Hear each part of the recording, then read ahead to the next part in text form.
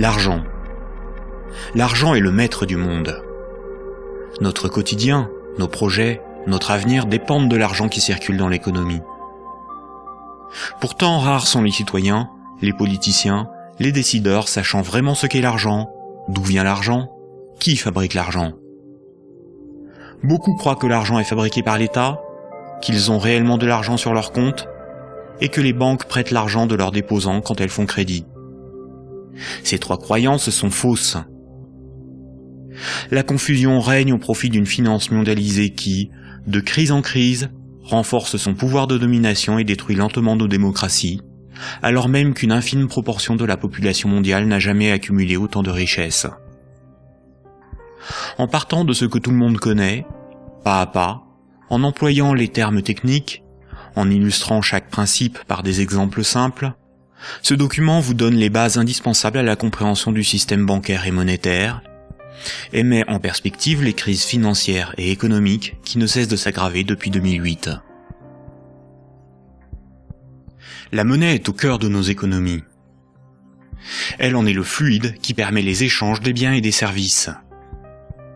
Les biens, ce sont les objets physiques qui ont un prix, comme de la nourriture, des outils, de l'immobilier, des objets de la vie courante, des véhicules, de l'électronique. Un service, c'est du temps que l'on consacre à réaliser quelque chose contre une rémunération. Les architectes, les médecins, les garagistes, les peintres, les avocats, les comptables vendent de leur temps, sous la forme de services. Les biens et les services sont achetés avec de la monnaie. Savoir qui crée la monnaie est donc indispensable pour comprendre comment le monde fonctionne.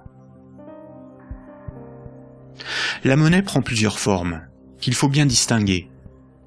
Sans la connaissance des diverses formes de monnaie et les mécanismes qu'elles impliquent, il est impossible de comprendre le système monétaire et bancaire, et plus globalement l'économie. Il y a la monnaie sous la forme de billets et de pièces de monnaie. On l'appelle la monnaie centrale corporelle. C'est celle que vous pouvez retirer au guichet ou au distributeur automatique de billets de votre banque.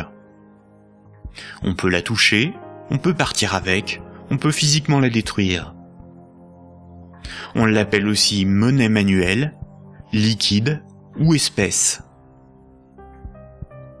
Elle est fabriquée par la Banque centrale. En dehors de la Banque centrale, personne n'a le droit de fabriquer des billets et des pièces de monnaie. La Banque centrale est une institution missionnée par l'État, ou les États d'une zone monétaire, pour fabriquer les billets et les pièces de monnaie. Elle a aussi pour mission de favoriser le bon fonctionnement de l'économie. Son but n'est pas de faire des profits, mais d'appliquer la politique monétaire.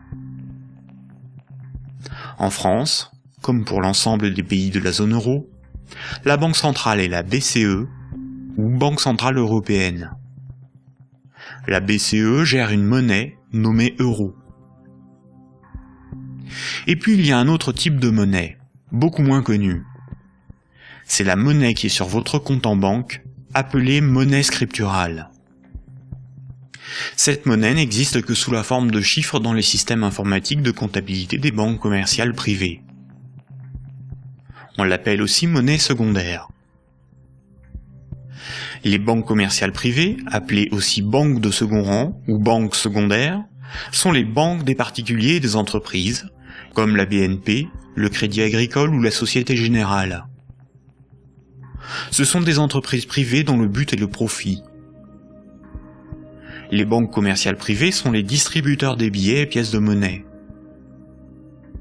Ce sont des intermédiaires, des commerçants, qui font le commerce de la monnaie centrale. Elles ont développé un substitut à cette monnaie, qui est la monnaie secondaire ou monnaie scripturale privée. Elles réalisent la gestion des moyens de paiement tels que les chèques, les cartes bancaires, les virements et les prélèvements. Pour comprendre l'origine des différentes formes de monnaie, il faut comprendre pourquoi la monnaie a été créée et parcourir son histoire de l'Antiquité à nos jours.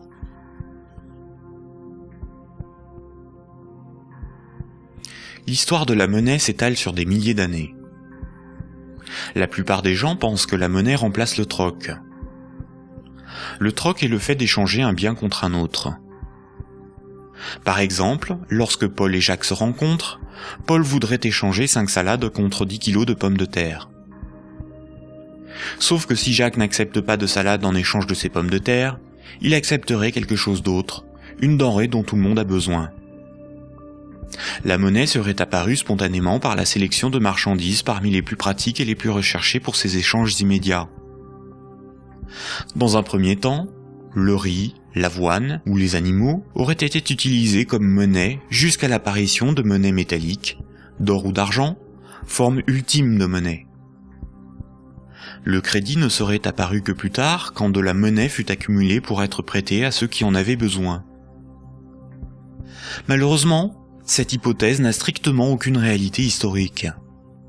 Les historiens ne cessent de le répéter. Ce n'est pas le troc qui apparut en premier, mais le crédit, c'est-à-dire la comptabilité des dettes, bien avant l'apparition de la monnaie. Le troc n'a pour ainsi dire quasiment jamais existé.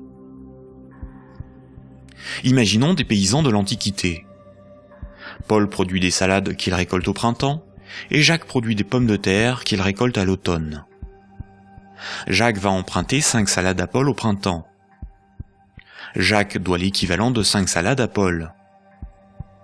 Ce n'est qu'à l'automne, 6 mois plus tard, que Jacques va le rembourser en lui donnant 10 kilos de pommes de terre. C'est la confiance qui permet ces échanges différés. On peut dire que Paul et Jacques se font confiance. Ils partagent un même principe moral qui est qu'une dette doit être honorée. Cela leur permet de se faire crédit. Quand Jacques demande des salades à Paul, il se sent redevable envers Paul. Jacques ne sera libre que quand il aura remboursé Paul des jours, des mois, des années plus tard, car il a une dette envers lui. Les hommes pouvaient se prêter des outils, des animaux, s'échanger des biens, mais aussi des services. Au-delà d'un certain volume d'échanges, la parole donnée ne suffit plus à garantir la confiance, il faut consigner par écrit. On invente l'écriture. Alors il faut apprendre à lire, écrire et compter. On invente l'école. Il faut aussi avoir confiance dans la quantité, mesurer ce que l'on échange. On invente les étalons et la métrologie. Enfin, il faut aussi avoir un arbitre en cas de litige. On invente les tribunaux. Les communautés prenaient une unité de compte virtuelle, ou un étalon, pour donner un prix aux biens et aux services qu'ils s'échangeaient. Si 5 salades valaient 10 unités de compte, alors quand Paul donnait 5 salades à Jacques, il lui devait 10 unités de compte. On a retrouvé nombre d'objets servant de registre de dette. Des bâtons, des boules d'argile, des papyrus, des bouts de tissu, des figurines. Parmi les plus anciens registres figurent des centaines de milliers de tablettes d'argile de l'époque sumérienne, où étaient tenus des comptes et consignés des dettes. Ces tablettes étaient gérées par des temples proches des marchés. Personne ne pouvait empêcher les hommes de se faire crédit. Les unités de compte nécessaires à donner un prix à ce qui s'échangeait n'étaient qu'indicatives. Il n'est pas nécessaire de se procurer ou d'acheter des centimètres à chaque fois que l'on mesure ce que l'on prête à autrui. Durant plusieurs milliers d'années, il n'y avait pas de monnaie, juste la comptabilité des dettes des uns et des autres, et des communautés entre elles. Ce n'est que beaucoup plus tard, environ 700 ans avant Jésus-Christ, que des souverains ou des castes régnantes ont imposé l'usage de monnaie comme moyen d'échange, sous la forme d'un objet dont ils s'attribuaient l'exclusivité de la production. Ils émettaient la monnaie, généralement des pièces d'or, d'argent ou de cuivre, payaient leurs soldats avec, et menaient des guerres pour conquérir de nouveaux territoires. Pour se procurer nourriture et équipement, les soldats imposaient par la force aux paysans et aux marchands cette monnaie comme paiement. Le pouvoir récupérait ensuite de cette monnaie lors de la perception des impôts. Comme tout le monde devait disposer de monnaie pour payer les impôts, elle devenait rapidement la monnaie officielle. Elle était acceptée comme paiement et elle se diffusait dans la communauté. Le pouvoir pouvait donc acheter nourriture, marchandises et richesses grâce à la monnaie qu'il produisait lui-même. Tant que l'on avait une dette, on n'était pas libre. On risquait de devenir l'esclave de son créancier ou d'être emprisonné si on ne s'acquittait pas de l'impôt. C'est la servitude pour dette. Et c'est pour ça qu'une monnaie employable pour payer une dette ou un impôt a un pouvoir libératoire. La monnaie a donc été créée par des castes régnantes, des souverains, pour extorquer une partie de la production des populations, vivre et s'enrichir sans travailler. C'est par ce principe que des empires se sont bâtis. Historiquement, le troc n'était pratiqué que durant les périodes de chaos et de conflits, lorsque la monnaie venait à manquer. Au Moyen Âge, avec le développement du commerce, les métaux précieux comme l'or ou l'argent étaient devenus une monnaie internationale. Il était risqué de posséder et transporter ces métaux précieux. On risquait de se les faire dérober. À partir du XVIIe siècle, les marchands de Londres et de Stockholm commencèrent à confier la garde de leurs métaux précieux aux orfèvres, les négociants en métaux précieux. En échange, les orfèvres leur donnaient un reçu, un certificat de dépôt nominatif qui permettait à son détenteur de récupérer à tout moment son métal précieux. Lors des retraits, les orfèvres demandaient une petite somme pour le service de stockage rendu. Les boutiques des orfèvres devinrent des coffres fort bien gardés. Puis ces certificats sont devenus non nominatifs. Il était simplement inscrit dessus le poids de métal précieux qu'ils représentaient. Les marchands se mirent à se payer non pas en métal précieux, mais avec ces certificats. La monnaie papier était née. Les orfèvres constataient que les marchands laissaient leurs métaux précieux dans leurs coffres. Ils eurent donc l'idée de prêter ces métaux précieux à d'autres marchands pour développer leur commerce. Mais plutôt que de prêter les métaux précieux entreposés dans leurs coffres, les orfèvres émettaient des certificats papier. Quand les marchands remboursaient leurs dettes, ils rendaient les certificats et versaient un intérêt. Les orfèvres se mirent à imprimer bien plus de certificats que de métaux précieux disponibles dans leurs coffres. Cette pratique leur permit de s'enrichir en multipliant les intérêts perçus. Quand les certificats étaient rendus aux orfèvres, ils étaient détruits. Comme le papier monnaie échangeable contre des métaux précieux était accepté par les marchands comme paiement, les orfèvres pouvaient en imprimer pour leurs propres dépenses et achats. Tant que les emprunteurs et déposants ne venaient pas tous au même moment demander l'échange de leurs certificats contre l'équivalent en métal précieux, leur petit tour de magie pour s'enrichir restait secret. Aujourd'hui, les métaux précieux sont remplacés par la monnaie centrale. Avec l'avènement de la République et de la démocratie, c'est l'appareil législatif qui rédige la loi au nom du peuple, et l'État, la nation, fait fabriquer sa propre monnaie par la Banque centrale.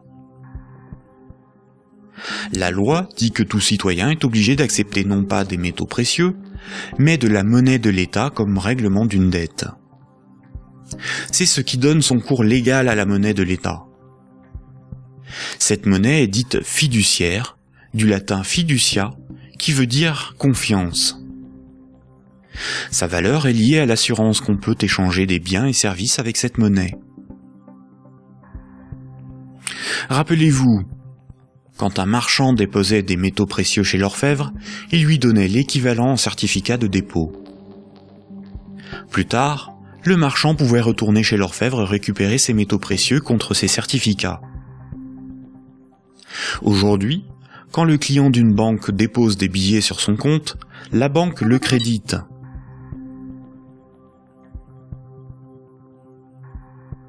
Il lui est possible de les retirer de son compte plus tard.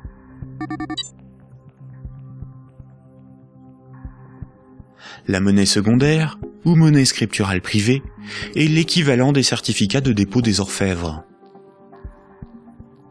Tout comme le certificat de l'orfèvre est une reconnaissance de dette de l'orfèvre envers le marchand, un compte bancaire est une dette en monnaie centrale de la banque envers son client.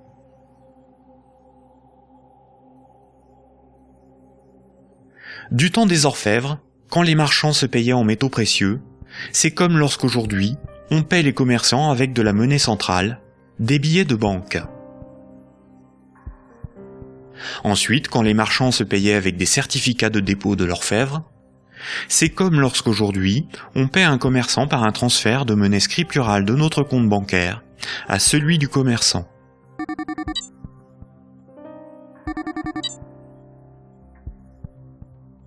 Rappelez-vous aussi que quand l'orfèvre faisait crédit, qu'il prêtait des métaux précieux, il émettait bien plus de certificats de dépôt que de métaux précieux disponibles dans ses coffres. Quand les marchands le remboursaient, il détruisait ces certificats. C'est la même chose aujourd'hui avec la monnaie scripturale privée. Quand une banque accorde un crédit, elle crée de la monnaie scripturale sur un compte à partir de rien. Et elle en crée bien plus qu'elle ne dispose de monnaie centrale dans ses coffres. Et quand son client rembourse son crédit, elle détruit la monnaie scripturale. C'est ce qu'on appelle la création monétaire et la destruction monétaire. La monnaie scripturale étant acceptée comme paiement, les banques peuvent aussi créer de la monnaie à partir de rien pour couvrir leurs dépenses et leurs achats. Les banques ont la possibilité de se faire crédit à elles-mêmes. On dit que les banques monétisent leurs dépenses. La monnaie centrale donne l'illusion au peuple que c'est l'État qui émet la monnaie, alors qu'en réalité, ce sont les banques commerciales privées qui ont ce privilège. Sans création monétaire par le crédit par les banques commerciales, il n'y aurait quasiment pas de monnaie en circulation. Les banques et les États sont comme les deux faces d'une même pièce. En effet, il faut d'abord que de la monnaie ait été créée par le crédit bancaire pour que l'État puisse en prélever par les impôts et les taxes. Et les banques ont besoin des États pour établir une législation protégeant ce privilège et faire appliquer cette législation par la justice et les forces de l'ordre. Nous allons détailler maintenant ces mécanismes bancaires et leurs nombreuses conséquences. Tout le monde a un